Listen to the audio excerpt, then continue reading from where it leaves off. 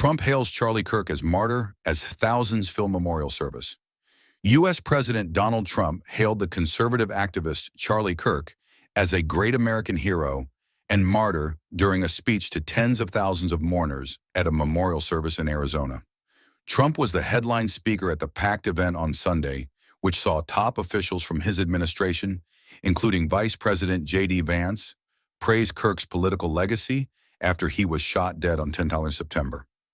Kirk's wife Erica delivered a tearful speech at the State Farm Stadium near Phoenix, in which she said she had forgiven her husband's alleged killer.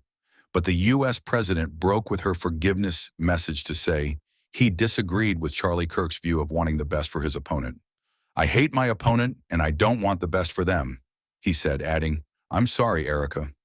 The president called Kirk our greatest evangelist for American liberty, who was now immortal, adding, "He's a martyr now for American freedom." His reflections on hate were a contrast to the words spoken by Miss Kirk earlier, who delivered perhaps the most powerful moment of the service.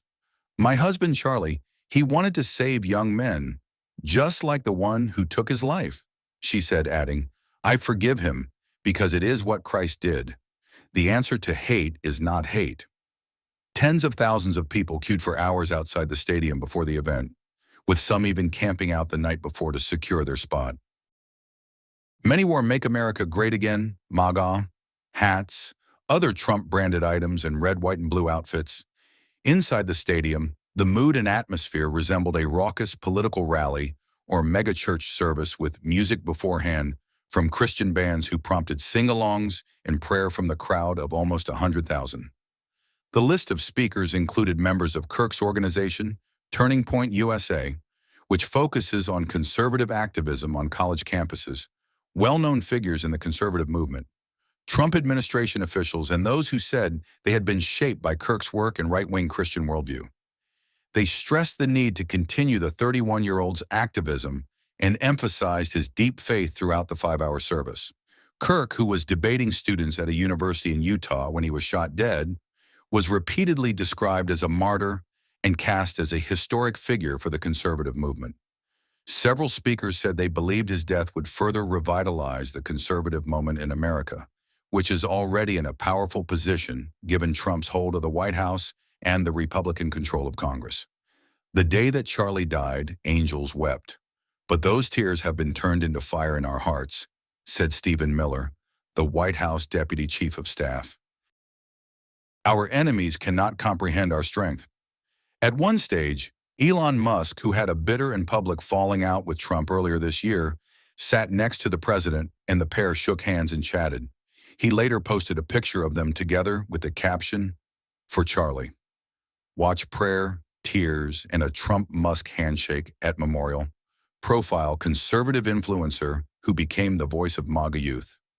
Analysis: America is at a dangerous crossroads within the stands, and on stage at the State Farm Stadium, Kirk was revered as an activist for free speech and a mobilizer of the youth vote for Trump. Charlie didn't just help, he made the winning difference. "I promise you that," White House Chief of Staff Susie Wiles said.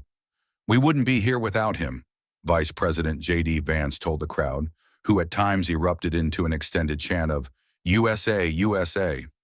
"We've got it from here," he added, while discussing Kirk's political legacy. Vance was one of several key figures from the Trump administration who spoke on stage, with others including Secretary of State Marco Rubio, Secretary of War Pete Hegseth, and Heath Secretary Robert F. Kennedy Jr. "I forgive him." They were followed by Kirk's wife Erica, who was tearful at times as she described her relationship and vowed to continue her husband's work. She was named the new CEO of Turning Point USA after his death. "I saw the wound that ended his life," she said. "I felt everything he would expect to feel. I felt shock. I felt horror and a level of heartache that I didn't even know existed. These past 10 days after Charlie's assassination, we didn't see violence. We didn't see rioting. We didn't see revolution. Instead, we saw what my husband always prayed he would see in this country. We saw revival," Kirk told the crowd. She then said she had forgiven her husband's alleged killer, 22-year-old Tyler Robinson. "That man, that young man, I forgive him. I forgive him because it was what Christ did, and it is what Charlie would do," Kirk said. There was